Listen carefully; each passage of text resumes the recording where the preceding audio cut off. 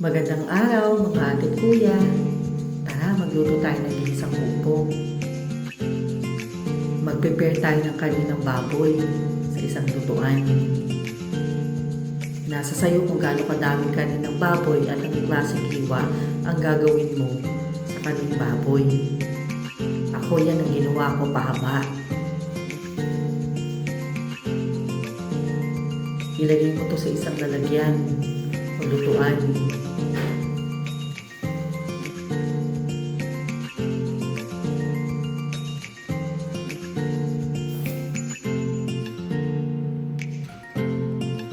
Lagyan mo to ng asin at tubig.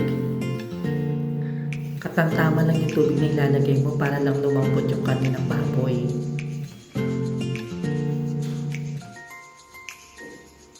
Takpan mo to para pakuluin natin.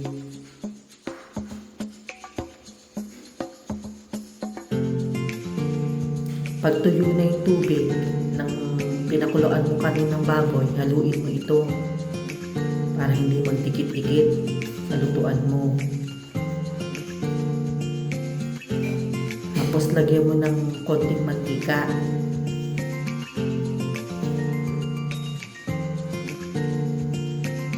Kasi magkakaroon din ng mantika yung kaninang baboy, kaya dadamon pa rin yung mantika sa lutuan mo.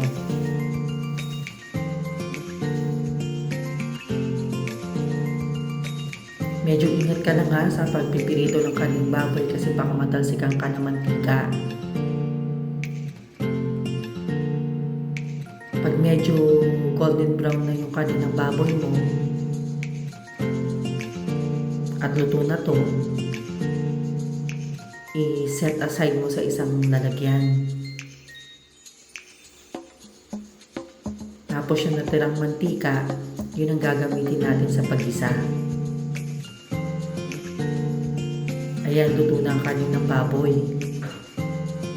So, isa-set aside ko na siya sa isang lalagyan.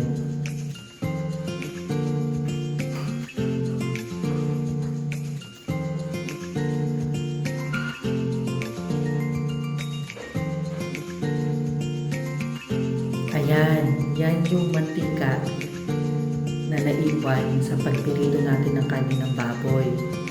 Diyan ko na igigisa ngayon ang bawang.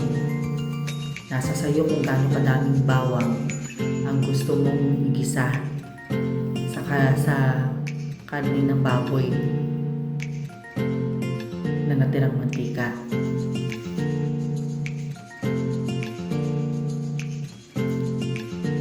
Ngayon pagluto na yung bawang mo, ihalo mo na yung sibuyas. Igisa mo rin dun sa mantika ng kanin ng baboy. Haluin mo mabuti. Depende rin sa'yo kung gaano kadaming sibuyas ang gusto mong ihalo.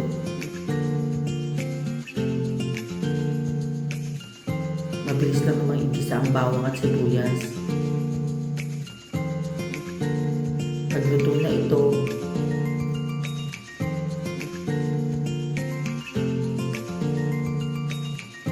pwede mo nang ihalo yung kamatis.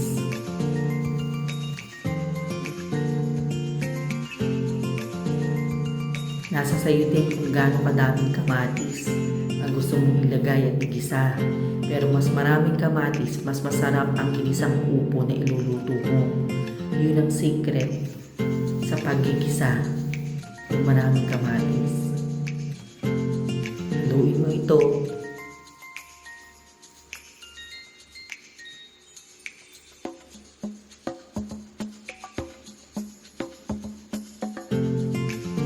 Haluin mo pa ng mabuti.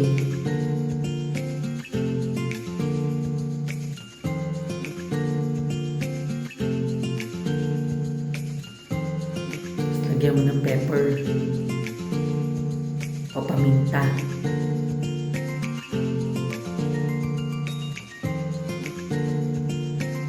Lagyan mo na rin ng konting patis or fish sauce. Haluin mo ulit ito para mag-even yung lasa.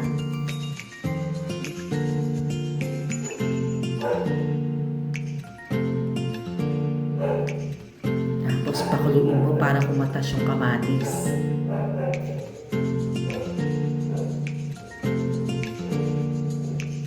Pag nakita mo kumukulo na to at luto na yung kamatis, pwede mo nang ilagay ang upo. Ayan yung hiniwa kong upo kanina. Medyo pahaba din siya. At medyo nilipasan ko lang para mabilis maluto. Depende sa'yo kung gaano kadaming upo ang gusto mong ilagay. Ako isang piraso ng bunga ng upo lang yan.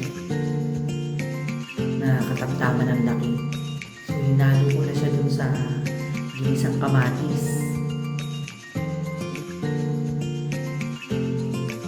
Isahin mo yung upo dyan.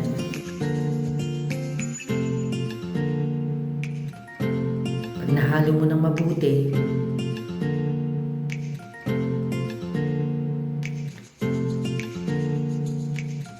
dagdagan mo ng tubig, yun yung magiging sabaw mo.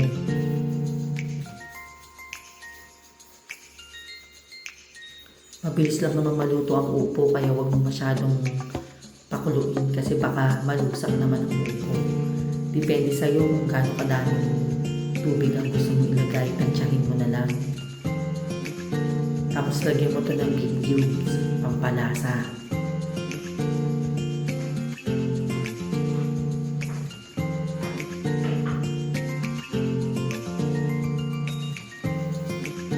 Takpan mo to at pakuluan. After 15 to 20 minutes, pag kumulo na yung upo sa ginisang kamatis, pwede mo naman na ilagay yung karne na sinet aside natin kanina.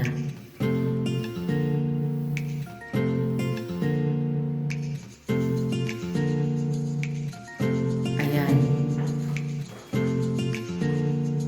Yung karne ating pinirito kanina. Pakuluan mo din yan para yung lasa ng karne manuod-tuod sa niluluto mo ginisang upo.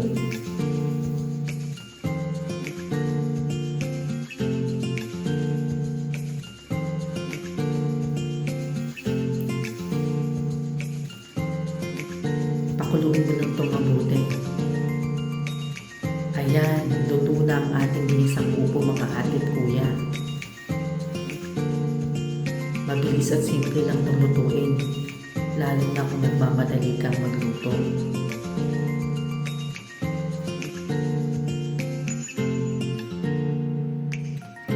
Maraming salamat nga pala sa patuloy niyong panonood ng aking mga cooking videos.